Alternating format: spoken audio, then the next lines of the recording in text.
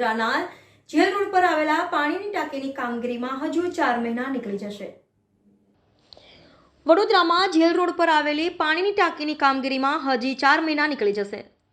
47 વર્ષ જૂની ટાંકી તોડીને નવી બનાવવામાં આવી છે। 5 વર્ષના સંચાલન અને નિભાવણી સાથે કોર્પોરેશન 9.89 કરોડનો ખર્ચ પાણીની ટાંકણ પાછળ કરી રહી છે। વડોદરા મ્યુનિસિપલ કોર્પોરેશન દ્વારા છેલ્લા ઘણા સમયથી જેલ રોડ ઊંચી ટાંકી બાંધવાનું કામ થઈ રહ્યું છે। પાણીની ટાંકીનું સ્ટ્રક્ચર ઊભું થઈ ગયું છે, એટલે કે ટાંકી બંધાઈ ગઈ છે, પરંતુ ફિનિશિંગ અને મશીનરીનું કામ બાકી છે। મશીનરી આવી ગઈ છે। ટાંકી શરૂ થતાં હજુ 4 મહિનાનો સમય નીકળી જાય તેવી શક્યતા હોવાનું જાણવા મળ્યું છે।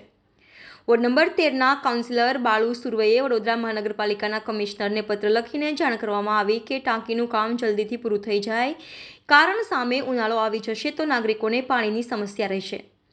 ટાંકીનું કામ વહેલી તકે પૂર્ણ થાય તો જેલ રોડ ટાંકીના કમાન્ડ વિસ્તારમાં પાણી વિતરણ વ્યવસ્થા સુદૃઢ થશે અને નાગરિકોને પૂરતા પ્રેશરથી પૂરતું પાણી વહેલી તકે મળે તેવી માંગણી તંત્ર સામે કરવામાં આવી હતી। વડોદરા મ્યુનિસિપલ કોર્પોરેશન દ્વારા છેલ્લા ઘણા સમયથી જેલ રોડ ઊંચી ટાંકી બાંધવાનું કામ થઈ રહ્યું છે। પાણીની ટાંકીનું સ્ટ્રક્ચર ઊભું થઈ ગયું છે, એટલે કે ટાંકી બંધાઈ ગઈ છે, પરંતુ ફિનિશિંગ અને મશીનરીનું કામ બાકી છે। મશીનરી આવી ગઈ છે। ટાંકી શરૂ થતાં હજુ 4 મહિનાનો સમય નીકળી જાય તેવી શક્યતા હોવાનું જાણવા મળ્યું છે। વડોદરામાં જેલ રોડ ઊંચી ટાંકી 1971માં બાંધવામાં આવી હતી, જે 47 વર્ષ જૂની થઈ ગઈ હોવાનું ટાંકીનું સપોર્ટિંગ સ્ટ્રક્ચર નબળું પડી ગયું હતું, જેથી ભવિષ્યમાં કોઈ જાનહાનિ ન થાય અને પાણી પુરવઠોને અસર ન પડે તેને ધ્યાનમાં રાખીને ટાંકી તોડી પાડવામાં આવી હતી।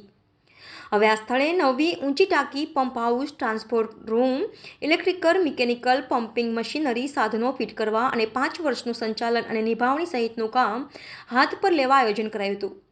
ઊંચી ટાંકી 18 લાખ લીટરની ક્ષમતા સાથેની બનાવવામાં આવી છે। સંચાલન અને નિભાવણી સાથે 7.8 કરોડના ખર્ચના અંદાજ સાથે ટેન્ડરો 4 વખત મંગાવ્યા હતા, જેમાં છેવટે અંદાજ કરતાં 47.14% વધુ ભાવે 9,89,60,509નું ટેન્ડર મંજૂર કરાયું હતું। Reporter Rahul Rajput, YNN news, Vadodara.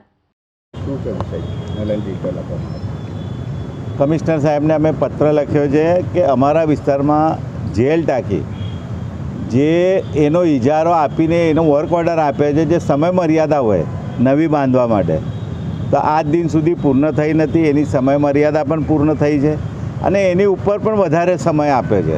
પરિસ્થિતિ એવી છે, ઉનાળાનો સમય છે અને જે ટાંકીમાંથી જે પાણી આવે છે એનું પ્રેશર વધારે હોય છે અને સબમાંથી આવે છે એનું પ્રેશર ઘટી જાય છે અને વારંવાર ઘણા વર્ષોથી અમારા વિસ્તારમાં લોકો રજૂઆત કરતા આવ્યા છે।